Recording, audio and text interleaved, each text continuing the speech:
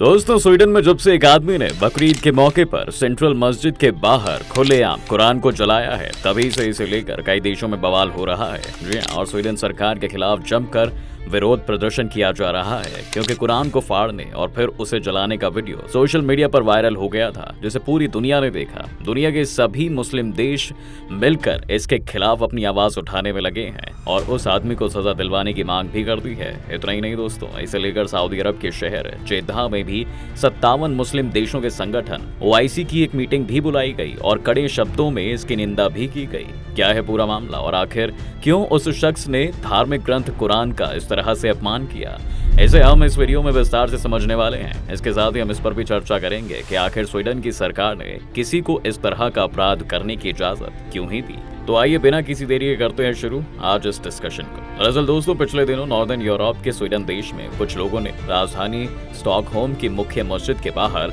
विरोध प्रदर्शन के तहत कुरान जलाने की इजाजत मांगी थी, जिसके बाद पुलिस ने ऐसा करने के लिए लोगों को एक दिन के लिए मंजूरी भी दे दी। इजाजत मिलने के बाद बकरीद के दिन 37 साल के सलमान मोमिका नाम के शख्स ने मस्जिद के बाहर खड़े होकर कुरान को खुलेआम फाड़कर उसे जला दिया। क्योंकि इसकी इजाजत पुलिस ने ही दी थी, इसलिए उन्हें पता था कि इस कारण से समाज में माहौल बिगड़ सकता है। इसलिए शांति को बनाए रखने के लिए मस्जिद के बाहर और राजधानी में पुलिस फोर्स को भी तैनात कर दिया गया था। आपको बता दें कि सलमान मोमिका इराक के रहने वाले हैं और वो इस समय स्वीडन में एक शरणार्थी के रूप में रहते हैं। वो इस्लामिक विचारों और मान्यताओं के आलोचक भी हैं। गौर करने वाली बात यह दोस्तों कि इसी साल फरवरी में भी सलमान ने इराकी दूतावास के बाहर भी कुरान को जलाने की मांग की थी, लेकिन उस वक्त पुलिस ने उसकी मांग को मानने से इनकार कर दिया। पुलिस का कहना था कि कुरान एक धार्मिक पवित्र ग्रंथ है और उसका इस तरह से अपमान करने पर सामाजिक सौहार्द खराब हो सकता है। जी हाँ, और फिर पुलिस ने धार्मिक ग्रंथ को जलाने या फिर फाड़ने पर बैन लगा दिया था, जिसके बाद पुलिस के इस बैन के खिलाफ लोग कोर्ट तक पहुंच गए और स्वीडिश अपील कोर्ट ने कुरान जलाने पर पुलिस के रोक को खत्म कर दिया था। कोर्ट का तर्क है कि सार्वजनिक समारोहों और प्रदर्शनों को अनुमति दी जानी चाहिए जब तक कि सार्वजनिक सुरक्षा को खतरा ना हो। गौर करने वाली बात यह है कि कोर्ट ने अभिव्यक्ति की आजादी के तहत कुरान जलाने पर लगे बैन को हटा दिया था। कोर्ट के फैसले के बाद पुलिस ने कुरान जलाने की इजाजत सलमान को दे दी थी। इससे पहले आपको बता दें कि डेनिश स्वीडिश एक्सट्रीमिस्ट ने जनवरी में स्टॉकहोम में तुर्की दूतावास के पास कुरान की ट्रांसलेटेड कॉपी जलाकर विरोध प्रदर्शन भी किया था। जी हाँ, इसके विरोध में तुर्की समेत कई मुस्लिम देशों में भारी विरोध प्रदर्शन भी हुए थे। इसी के विरोध में तुर्की के राष्ट्रपति रेसेप तैयब एर्दोआन ने उत्तरी अटलांटिक संधि संगठन यानी नाटो में स्वीडन के सदस्य बनाने पर रोक लगा दी थी। स्वीडन की राजधानी स्टॉकहोम में हुई इस घटना के बाद ही दोस्तों विवाद बढ़ता जा रहा है। जी हाँ, क्योंकि इस घटना के बाद इस्लामिक सहयोग संगठन यानी कि OIC आग बबूला है। इस मामले के खिलाफ 57 मुस्लिम देशों के इस्लामिक कॉपरेशन ऑर्गेनाइजेशन यानी कि OIC के महासचिव HE हुसैन ब्राहिम ताहा ने 2 जुलाई को संगठन की एग्जीक्यूटिव कमेटी की मीटिंग भी बुलाई। यह मीटिंग सऊदी के जेद्दाह सिटी स्थित OIC हेडक्वार्टर में हुई थी और इस घटना को जघन्य अपराध बताया गया। साथ ही संगठन ने इस तरह की घटनाओं को रोकने के लिए कड़ा कदम उठाने को कहा है। महासचिव ने कहा है कि कुरान की कॉपी जलाना और पैगंबर मोहम्मद का अपमान करना इस्लामोफोबिया की एक सामान्य घटना नहीं है, इसलिए हमें पूरी इंटरनेशनल कम्युनिटी को इंटरनेशनल लॉ की बार बार याद दिलानी होगी ताकि इस तरह इस्लाम धर्म के खिलाफ नफरत के माहौल को रोका जा सके। OIC का ये बयान काफी महत्वपूर्ण माना जा रहा है क्योंकि इस संगठन में 57 इस्लामिक देश शामिल हैं और ये दुनिया के सबसे बड़े और पावरफुल इस्लामिक संगठन है। जी हाँ दोस्तों, इसमें Saudi Arab, Iran, Turkey, Afghanistan, Syria, Iraq, Oman, Pakistan व कुवैत जैसे कई देश शामिल हैं। वहीं इस मामले को लेकर अलग अलग मुस्लिम देशों ने भी कड़ी प्रतिक्रिया दी है। ईरान ने इसका विरोध करते हुए अपने राजदूत को स्वीडन न भेजने का फैसला किया है और स्वीडन सरकार को ही इस घटना के लिए जिम्मेदार ठहराया है। इसके अलावा इराक में स्वीडन दूतावास के बाहर मौलवी के अगुवाई में लोग जमा हुए और स्वीडन के खिलाफ जमकर नारेबाजी भी की। इतना ही नहीं, भीड़ दूतावास के अंदर भी घुस गई। गुस्साई भीड़ ने दूतावास के गेट को तोड़ दिया और लोग दीवारों के ऊपर भी चढ़ गए। उन्होंने स्वीडिश राजदूत को हटाने की मांग भी की। प्रदर्शनकारियों ने दूतावास के बाहर पर्चे बांटे और पोस्टर भी लहराए। इसी तरह से कुरान जलाए जाने की घटना के विरोध में मोरक्को ने स्वीडन से अपने राजदूत को अनिश्चितकाल के लिए वापस बुला लिया है। मोरक्को के विदेश मंत्रालय की तरफ से स्वीडन के राजदूत को भी समन पर बुलाया गया। मोरक्को सरकार ने स्वीडिश राजनयिक से इस घटना को लेकर अपनी नाराजगी जाहिर की और कहा कि इस तरह की घटनाओं को कभी भी स्वीकार नहीं किया जा सकता है।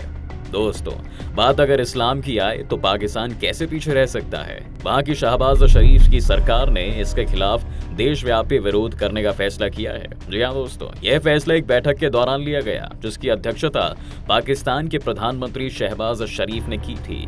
इसके साथ ही प्रधानमंत्री शहबाज ने सभी राजनीतिक दलों और आम जनता को इस विरोध प्रदर्शन में हिस्सा लेने के लिए आग्रह किया है। आपको बता दें कि पाकिस्तान में यह नेशन वाइड विरोध प्रदर्शन 7 जुलाई को किया जाएगा और इससे पहले सरकार इसका विरोध करने के लिए 6 जुलाई को संसद का संयुक्त सत्र भी बुलाएगी। इसके अलावा बांग्लादेश में भी कुरान जलाने वाले मामले को लेकर जमकर विरोध प्रदर्शन किया जा रहा है। वहां के तहरीक खत्म नबूवत संगठन के अध्यक्ष डॉक्टर इनायतुल्लाह अब्बासी ने धमकी भरा बयान दिया है। जी हाँ दोस्तों, इस बयान में वह स्वीडन को इस्लामिक देश बनाने की बात कर रहे हैं। अब्बासी के मुताबिक एक दिन ऐसा आएगा जब कुरान और इस्लाम को मानने वाले लोग स्वीडन की जमीन पर कब्जा कर लेंगे और कुरान की बेइज्जती करने वालों को शरिया कानून के तहत मौत की सजा दी जाएगी।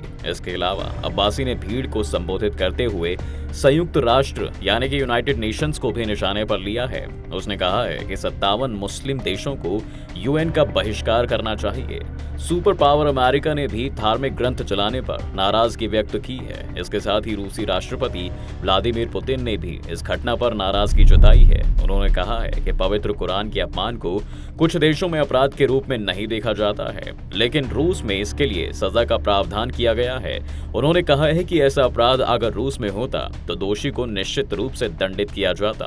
इस बीच लगातार बढ़ रहे दबाव के बाद अब स्वीडन ने भी इसे इस्लामोफोबिया से जुड़ी घटना बताया है। स्वीडन ने कहा है कि कुरान जलाने की घटना स्वीडिश सरकार का स्टैंड नहीं है। मीडिया के मुताबिक स्वीडन के विदेश मंत्रालय की तरफ से ये कहा गया है कि किसी भी धार्मिक ग्रंथ को जलाने की छूट पूरे यूरोप में कहीं नहीं है और न ही यह घटना हमारे विचारों को दर्शाती है। तो इस बयान से साफ दिखता है दोस्तों कि पहले सरकार और फिर प्रशासन की तरफ से कुरान को जलाने की इजाजत दी गई और फिर बाद में विवाद बढ़ता देख खुद को अलग कर लिया गया। तो दोस्तों, अब सवाल ये भी उठता है कि आखिर स्वीडन में इस तरह कुरान का अपमान करने की इजाजत क्यों ही दी गई। यहाँ पर आपको बता दें कि यूरोप के कुछ ऐसे देश हैं जहाँ पर नागरिकों के अधिकारों को सबसे ऊपर रखा जाता है और वहाँ की सरकारें नागरिकों के अधिकारों के खिलाफ नहीं जा सकती है। जी हाँ, उन्हीं में से एक देश स्वीडन भी है। पुलिस ने भी कुरान जलाने की मंजूरी नागरिकों के अधिकारों को ध्यान में रखते हुए ही दी थी। इसी के साथ इसमें एक और बात ये भी कही जा रही है जिसका सीधा संबंध तुर्की से जुड़ा हुआ है। जब से रूस ने यूक्रेन पर हमला किया है तो यूरोप के बहुत से देश अपनी सिक्योरिटी को बढ़ाने के लिहाज से नाटो का मेंबर बनना चाहते हैं। आपको बता दें कि नाटो एक मिलिट्री संगठन है। इसमें कुल 31 देश हैं और इसमें ज्यादा प्रभाव अमेरिका का ही है। इसमें जो भी देश शामिल हो जाता है उसे एक मिलिट्री सपोर्ट मिल जाता है। स्वीडन और फिनलैंड ने एक साथ इसमें शामिल होने के लिए अप्लाई किया था, लेकिन फिनलैंड को इसकी सदस्यता मिल गई, लेकिन स्वीडन को नाटो में शामिल नहीं किया गया। जी हाँ दोस्तों, और इसके पीछे की वजह है तुर्की। तुर्की नहीं चाहता है कि स्वीडन नाटो का मेंबर बने। इसके पीछे कई कारण बताए जाते हैं।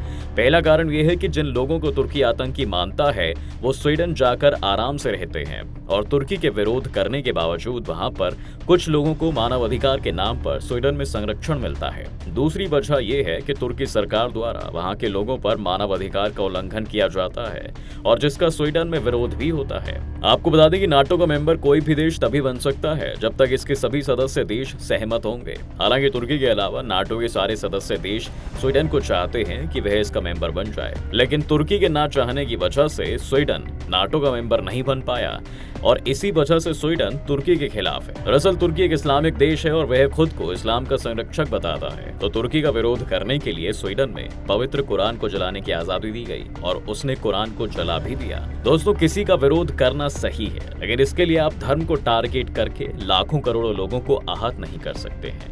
अच्छा रहेगा कि राजनीति को धर्म से अलग ही रखा जाए। खैर, इस वीडियो में फिलहाल बस इतना ही। इसी तरह के वीडियोस को आगे भी देखने के लिए हमारे चैनल को सब्सक्राइब करके बेल आइकॉन को ऑन रख लें। वीडियो देखने के लिए आप सभी का बहुत बहुत धन्यवाद।